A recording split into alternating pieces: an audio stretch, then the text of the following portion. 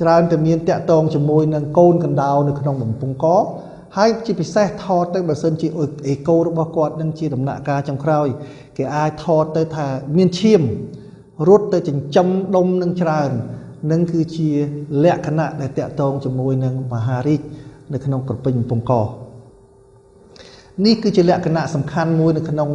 ការថតអេកូបើថតទៅច្រើនតែមានជាតិកាល់ស្យូមនៅក្នុងហ្នឹងថតទៅឃើញគែមរបស់វាមិនធម្មតាគឺមានភាពរញ៉េរញ៉ៃ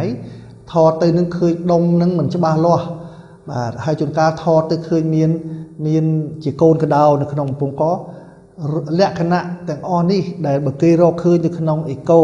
គឺច្រើនតែតាក់ទងទៅជាមួយនឹងជំងឺមហារីកហើយក៏ដូចជាបញ្ហាសសថតនៅក្នុងនេះដែរនេះគឺជាសរសៃឈាមដែលគេថតឃើញនៅក្នុងដុំហ្នឹងពីព្រោះហេតុអីពីព្រោះដុំមហារីកត្រូវការឈាមដើម្បីទៅចិញ្ចឹមដើម្បីឲ្យមានការរីកបាទបញ្ហាមួយចំនួនទៀតបើសិនជាយើងមានដុំនៅក្នុងកដុំអស់ហ្នឹងគឺអាចបង្កើតមកពីបញ្ហាផ្សេងមិនមែនតាក់ទងតែនឹងដុំពកឬក៏មហារីកពកទេប៉ុន្តែដុំអស់នេះក៏យើងត្រូវមានការប្រុងប្រយ័ត្នដែរទី1ដុំនេះគឺជាដុំដែលមានសំណល់តាំងពីកំណើតយើងតាំងពីនៅក្នុងផ្ទៃពោះម្ដាយមកយើងនៅសល់មានកំណើតដល់ពេលណាមួយវាហើមអញ្ចឹងទៅបាទនេះគឺជាពក goiter នេះគឺជាការហើមរីករបស់ក្រពេញបំពង់កដែលខ្ញុំបានជម្រាបតាំងពីមុនមកអញ្ចឹងនេះគឺជាស្គីសមួយដែលវាមានដំបៅបាទហើយរូបគណេសមួយទៀតហ្នឹងគឺយើងកើតអាប់សេសធម្មតាទេអាប់សែដូចថាយើងអាប់សែដែលយើងកោរូមជាដករូមពុកមាត់ទាំងទៅមិនបានត្រឹមត្រូវហ្នឹងយើងបង្កើតអាប់សែមួយនេះគឺជាដុំនៅខាងក្រោយកកហ្នឹងគឺជាដុំដែលតាក់ទងជាមួយនឹងមហារីកដែលរៀលមកពីកន្លែងផ្សេងទៀតបាទហើយនេះគឺជារូបមួយដែលមានរូបក្រហមហ្នឹងគឺថាគាត់មានតបៅអាប់សែនៅខាងក្នុងជាពិសេសតាក់ទងជាមួយនឹងកូនកដោដែលមានតាក់ទងនៅក្នុងកករបស់គាត់បាទដូច្នេះបើសិនជាអស់លោកមានបញ្ហាដែលតាក់ទងជាមួយនឹងដុំនៅក្នុងកឬក៏ដុំដែលតាក់ទងជាមួយនៅក្នុងក្រពេញបំពង់កសូមមេត្តាកុំប្រហែសសូមមេត្តាមកជួបលោកគ្រូពេទ្យជាចាំបាច់ទោះបីជាយើងដឹងច្បាស់ថា 95% នៃដុំនោះគឺជាដុំស្លូតហើយតែ 5% ទេដែលមានការតាក់ទងជាមួយនឹងមហារីកក៏ដោយពីព្រោះជំងឺនេះបើយើងបណ្ដាលឲ្យរៀលទៅមុខយើងមិនធ្វើការព្យាបាលឲ្យបានត្រឹមត្រូវទេនោះយើងនឹងអាចមានបញ្ហាច្រើនតទៅថ្ងៃមុខ Clinic Princess មានឧបករណ៍ទំនើបនិងថ្មីដើម្បីជួយគ្រូពេទ្យក្នុងការធ្វើរោគវិនិច្ឆ័យបានច្បាស់ល្អដូចជាម៉ាស៊ីនវាស់កំហាប់ឆ្អឹងអាចរកឃើញសភាពឆ្អឹងស្ពោតរបស់អ្នកជំងឺក្នុងរយៈពេល1នាទីពុំមានការឈឺចាប់និងប៉ះពាល់ដល់សុខភាពម៉ាស៊ីនអេកូមើលរោគស្ត្រីជំងឺទូទៅនិងបេះដូងពិនិត្យដោយគ្រូពេទ្យឯកទេសម៉ាស៊ីនវីដេអូ Colposcope អ្នកជំងឺអាចមើលឃើញសភាពពិតរបស់មាត់ស្បូនរបស់ខ្លួនតាមរយៈរូបភាពដែលពង្រីកនៅក្នុងកញ្ចក់កុំព្យូទ័រម៉ាស៊ីនម៉ាម៉ូទំនើបអាចរកឃើញនិងធ្វើការបែងចែកដុំស្លូតឬដុំកាចនៅក្នុងដោះអាចរកឃើញកន្លែងដែលកោសិកាក្រពេញដោះមានការប្រែប្រួលដែលយើងស្ទាបមិនប៉ះជាដុំនៅឡើយមិនគៀបដោះពុំមានការឈឺចាប់ពេលពិនិត្យមិនមានជះកាំរស្មី X ដែលប៉ះពាល់ដល់សុខភាពអាចធ្វើទៅលើស្ត្រីគ្រប់វ័យសូម្បីតែស្ត្រីដែលមានផ្ទៃពោះឬស្ត្រីដែលដាក់ស៊ីលីកូននៅក្នុងដោះទទួលបានលទ្ធផលភ្លាមម៉ាស៊ីនវាស់ចង្វាក់បេះដូងពេលសម្រាកនិងធ្វើចលនាម៉ាស៊ីនវាស់ចង្វាក់បេះដូង24ម៉ោងម៉ាស៊ីនអាចវាស់ពីចង្វាក់បេះដូងមិនធម្មតាពេលដែលអ្នកជំងឺកំពុងធ្វើការសម្រាកធម្មតាប្រចាំថ្ងៃគ្រូពេទ្យអាចធ្វើរោគវិនិច្ឆ័យពីចង្វាក់បេះដូងមិនធម្មតារបស់អ្នកជំងឺក្នុងពេលផ្សេងគ្នាម៉ាស៊ីននេះពុំបណ្ដាលឲ្យមានការឈឺចាប់ឬប៉ះពាល់ដល់សុខភាពអ្នកជំងឺឡើយប្រិយមិត្តទស្សនិកជនជាទីមេត្រីអំបញ្ញមិញនេះលោកអ្នកទើបតែបានទស្សនានៃការបញ្យលនិងបង្ហាញជូន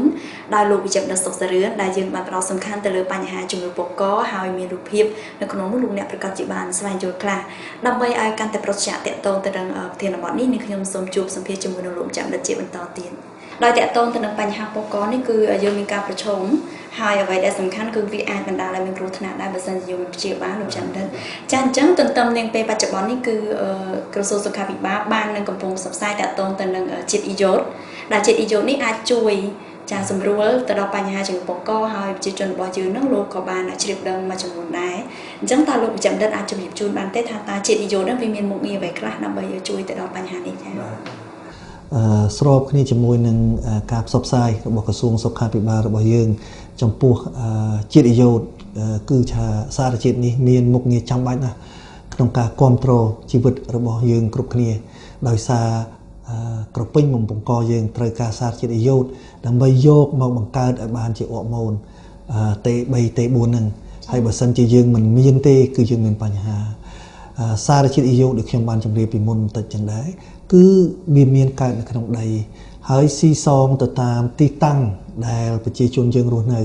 បើសិនជាយើងរស់នៅទីកន្លែងណាដែលខ្វះទៅដោយសារជាតិអាយ៉ូតយើងចាំបាច់ត្រូវតែខំបរិភោគនៅជាតិអាយ៉ូតបន្ថែមហើយជាតិអាយ៉ូតដែលច្រើនតែមានគឺច្រើនតែមាននៅតាមបន្លែផ្លែឈើត្រីសាច់ប៉ុន្តែបើយើងមិនគ្រប់ទេយើងត្រូវជាតិអំបិលបាទព្រោះដោយសារលោកអ្នកនាងបានជ្រាបស្រាប់ហើយអំបិលសប្តាហ៍ថ្ងៃអំបិលមាន2យ៉ាងអំបិលមួយគឺគេអត់មានជាតិអាយ៉ូតអំបិលមួយគឺគេបន្ថែមជាតិអាយ៉ូតបើសិនជាយើងរស់នៅទីតាំងដែលមានកង្វះជាតិអាយ៉ូតយើងត្រូវតែប្រើជាតិអាយ៉ូតជាបន្ថែមផ្ទុយទៅវិញបើយើងរស់នៅនឹងទីកន្លែងណាដែលយើងមានជាតិអាយ៉ូតគ្រប់គ្រាន់ហើយយើងមិនបាច់មានធ្វើការញ៉ាំឬបរិភោគបន្ថែមនៅសារជាតិអាយ៉ូតនេះទេបន្ថែមគ្នាជាមួយនេះដែរប្រហែលជាអតិថិជនមានចម្ងល់ថាតើធ្វើមិនដាច់ដើម្បីឲ្យយើងដឹងថាក្នុងខ្លួនយើងសប្តាហ៍ថ្ងៃនេះមានជាតិអាយ៉ូតគ្រប់គ្រាន់ឬអត់បាទការនេះជាការងាយទេបើសិនជាអតិថិជនទៅជួបលោកគ្រូពេទ្យសុំគាត់ធ្វើតេស្តឈាមឆែកមើលអរម៉ូនដែលបង្កើតឡើងដោយជាតិកាពេញពងកយើងហ្នឹងគឺ T3 T4 ឬក៏អាលើគេហៅ TSH ហ្នឹងឆែកមើលតែពីរហ្នឹងដឹងហើយបើសិនជាអរម៉ូនរបស់យើងមានគ្រប់គ្រាន់គឺជាតិអាយ៉ូតយើងគ្រប់គ្រាន់ហើយបើសិនជាវាមានការថយចុះនៅទេទ្រាំទេកាត់គឺមានន័យថាយើងប្រហែលជាអាយ៉ូតយើងអត់គ្រប់គ្រាន់ទេបាទចាសូមអរគុណបើផ្ទុយទៅវិញប្រជាជនរបស់យើងបានប្រើប្រាស់នៅជាតិអាយ៉ូតដែលយើងអាចប្រើពាក្យសាមញ្ញថាដែលយើងប្រើសប្តាហ៍ថ្ងៃនេះគឺអំបិលដែលមានជាតិអាយ៉ូតតើបើសិនជាវាលើសចំណុះទៅវិញតើវាផ្ដល់ផលប៉ះពាល់យ៉ាងណាដែរដល់សុខភាពចា៎តាមធម្មតាបើសិនជាយើងបរិភោគជាតិអាយ៉ូតលើសមានន័យថាកាពេញយើងត្រូវតែមានសារជាតិលើសធម្មតាដើម្បីនឹងបង្កើតនៅអរម៉ូន T3 T4 តាមការសិក្សាតាមការស្រាវជ្រាវ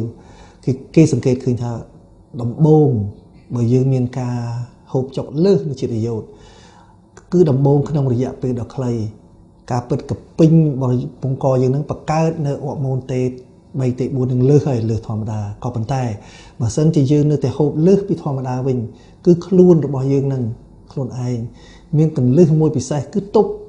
មិនអោយកាពេញយើងនឹងបង្កើតអរម៉ូននឹងលើសទេបាទគឺមានការកលឹះពិសេសរបស់ខ្លួនរបស់យើងមួយនឹងឯងបាទដូច្នេះបើសិនជាយើងបរិភោគនៅសារជាតិអំបិលដែលមានសារជាតិអាយ៉ូតបន្ថែមលើសបន្តិចបន្តួចហ្នឹងភាគច្រើនមិនមានជាបញ្ហាអ្វីទេក៏ប៉ុន្តែបើសិនជាយើងមានកង្វល់យល់ល្អយើងចាំបាច់ទៅជួបលោកគ្រូពេទ្យសុំបូមឈាមមើលទៅជាតិអរម៉ូនទៅទ្រាំទៅកាត់នឹងបានហើយបាទចាសូមអរគុណជាទីបញ្ចប់នេះតើលោកចាំដិតមានអ្វីដើម្បីជូនជាយោបល់ចុងក្រោយទៅដល់ប្រជាជនដែលកំពុងតែទស្សនាកម្មវិធីនេះចា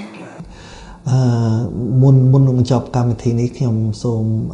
ផ្ដាំទៅអតិថិជនមួយចំនួនដែលមានបញ្ហាតាក់ទងនឹងបញ្ហាជំងឺពកបាទខ្ញុំតែសង្កេតឃើញថា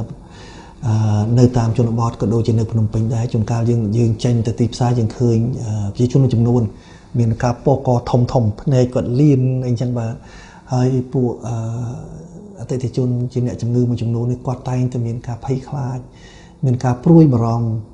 ជួនកាលទៀតគាត់ថាទុកទៅអត់អីផងមានអត់ធ្វើមានបញ្ហាអីផងឡើយគាត់មិនបាច់ចាំមានការព្យាបាលទេចំពោះអតិថិជនដែលមានបញ្ហាទាំងនេះនឹងខ្ញុំសូមផ្ដាំថាគាត់ត្រូវតែមកជួបគ្រូពេទ្យជាចាំបាច់ដើម្បីធ្វើការព្យាបាលហើយជាពិសេសចំពោះអតិថិជនមួយចំនួនដែលមិនទាន់មានបញ្ហាក៏ប៉ុន្តែមានការប្រឈមមុខដូចជាខ្ញុំបានជម្រាបចឹងពូជដែលមានបញ្ហាជាមួយនឹងហារីកហ្នឹងអ្នកដែលធ្លាប់ទទួលការព្យាបាលនៅវិទ្យុសកម្មចំពោះក្បាលចំពោះពងកអ្នកដែលមានបញ្ហាដុំពោកនឹងធំរីកធំលឿនមានការផ្លាស់ប្ដូរនៅសំឡេងនិយាយមិនឮបាទមានបញ្ហាអីនឹងសូមអញ្ជើញមកជួបលោកគ្រូពេទ្យដើម្បីធ្វើរោគវិនិច្ឆ័យជាចាំបាច់ ចា៎នៅខ្ញុំសូមថ្លែងអំណរគុណដែលលោកចាំដិតបានផ្ដល់កិត្តិយសចូលរួមដើម្បីបកស្រាយទៅលើប្រធានបទជំងឺពូកហើយប្រិយមិត្តទស្សនិកជនប្រកាសជាបានជ្រាបយល់យ៉ាងច្បាស់ទាក់ទងទៅនឹងបញ្ហានេះកម្មវិធីសុខភាពខ្ញុំនិង Clinic Princess បានចូលរួមចំណែកយ៉ាងធំធេង